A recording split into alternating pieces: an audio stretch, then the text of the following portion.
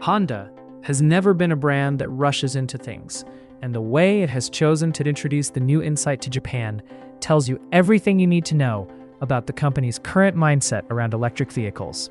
This isn't a bold, chest-thumping market offensive.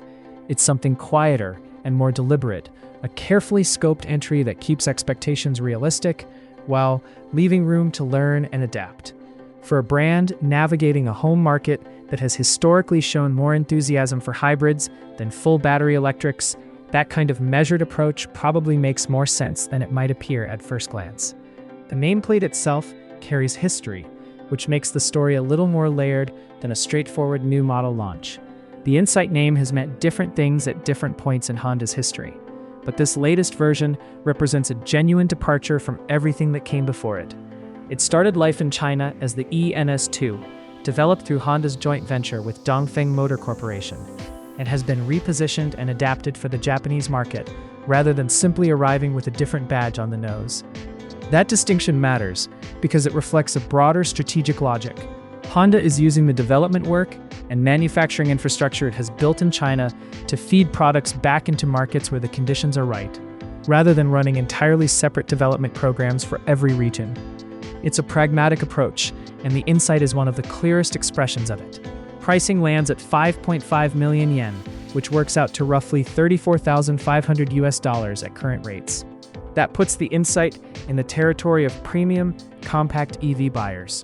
People who are making a considered, deliberate purchase rather than simply responding to the lowest sticker price. Government subsidies of around 1.3 million yen bring the effective cost down to approximately 4.2 million yen, or about $26,350, which meaningfully improves the accessibility picture. Even with that subsidy applied, however, this isn't a car that Honda expects to be parking in driveways across the country in large numbers anytime soon. Japan's EV adoption rate currently sits below 2% of new car sales, which is a figure worth sitting with for a moment. In a market of that size, that percentage represents a very specific and relatively contained pool of buyers, and Honda is targeting a defined slice of it, rather than trying to reshape the pool itself. The production and sales numbers make that positioning explicit. Honda has set an annual delivery cap of 3,000 units nationwide. That is a deliberately small number, and it's worth being honest about what it represents. This is a niche product in a niche segment, at least for now. But that framing isn't necessarily a criticism. There's a reasonable argument that entering a hesitant market with a carefully limited supply is smarter than flooding it with inventory and then discounting aggressively to clear stock. It keeps the product positioned correctly, allows Honda to collect genuine feedback from real owners in real conditions, and avoids the kind of overcommitment that can be difficult to walk back if reception turns out to be softer than hoped. The engineering underneath the Insight is solid and genuinely competitive within its class. The car is built on Honda's dedicated EN Architecture F platform, which was designed specifically for front-wheel drive electric vehicles, and brings with it the kind of structural and packaging advantages that come from purpose-built EV underpinnings rather than adapted combustion platforms. The battery is a 68.8 kilowatt-hour unit sourced from CATL, paired with a single electric motor producing 201 horsepower. The WLTP-rated driving range comes in at approximately 311 miles, which converts to around 500 kilometers, a figure that holds up well against the competition at this price point and removes range anxiety as a significant barrier for most real-world usage patterns.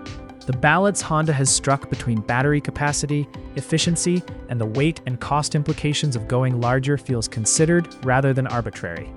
5 exterior color options are available, with Obsidian Blue Pearl and Aquatoper's Metallic 2 among the choices that signal a modern, refined aesthetic, rather than the safe, anonymous palettes that often dominate the segment.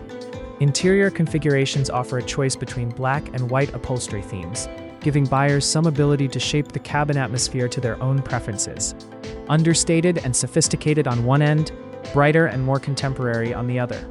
These aren't dramatic customization options, but they're the kind of considered choices that buyers at this price level tend to appreciate. The cabin itself has been put together with a clear sense of what a premium electric vehicle should feel like in 2026. A head-up display projects essential driving information into the driver's sightline without requiring eyes to drop from the road, which remains one of the more genuinely useful pieces of technology in modern cars, despite how commonplace it has become.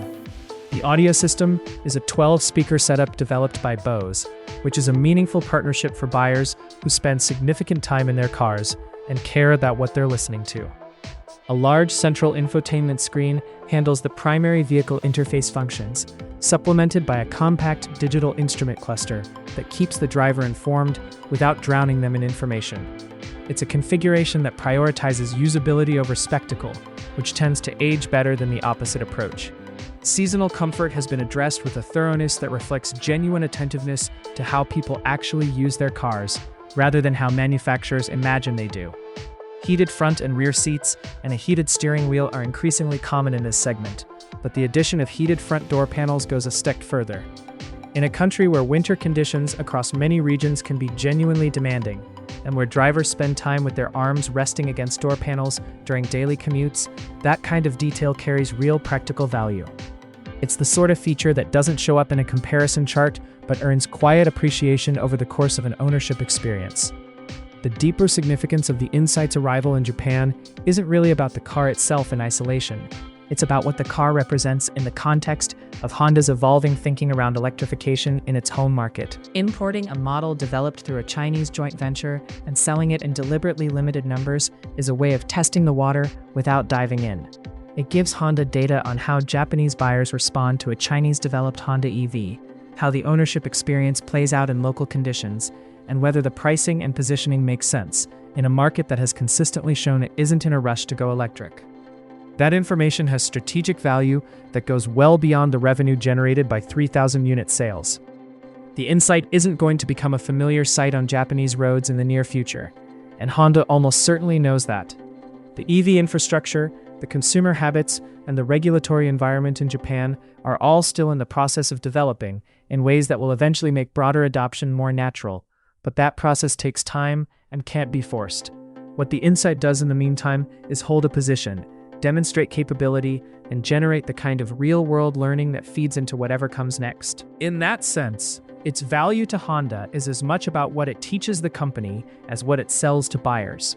And that framing makes the conservative, measured way it has been introduced feel less like timidity and more like strategy.